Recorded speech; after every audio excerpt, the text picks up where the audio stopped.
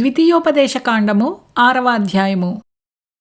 నీవును నీ కుమారుడును నీ కుమారుని కుమారుడును నీ దేవుడైన యెహోవాకు భయపడి నేను నీకు ఆజ్ఞాపించు ఆయన కట్టడలన్నీయు ఆజ్ఞలన్నీయు నీ జీవిత దినములన్నిటనూ గైకొనుచు నీవు దీర్ఘాయుష్మంతుడవగునట్లు మీరు స్వాధీనపరుచుకొనుటకు ఏరు దాటి వెళ్ళుచున్న దేశమందు మీరు జరుపుకొనుటకు మీకు బోధింపవలెనని మీ దేవుడైన యెహోవా ఆజ్ఞాపించిన ధర్మమంతయు అనగా కట్టడలు విధులు ఇవే.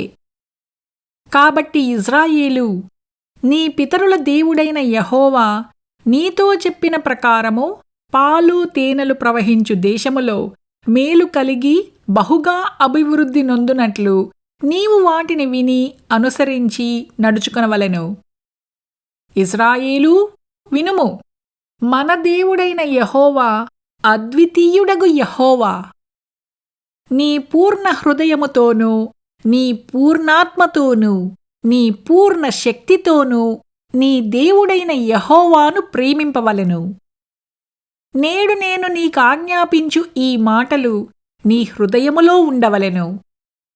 నీవు నీ కుమారులకు వాటిని అభ్యసింపచేసి నీ ఇంట కూర్చుండునప్పుడును త్రోవను నడుచునప్పుడును పండుకొనున్నప్పుడును లేచునప్పుడును వాటిని గూర్చి మాటలాడవలెను.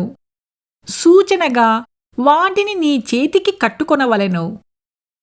అవి నీ కన్నుల నడుమ బాసికము వలె ఉండవలెను. నీ ఇంటి ద్వారబంధముల మీదను నీ గౌనుల మీదను వాటిని వ్రాయవలెను.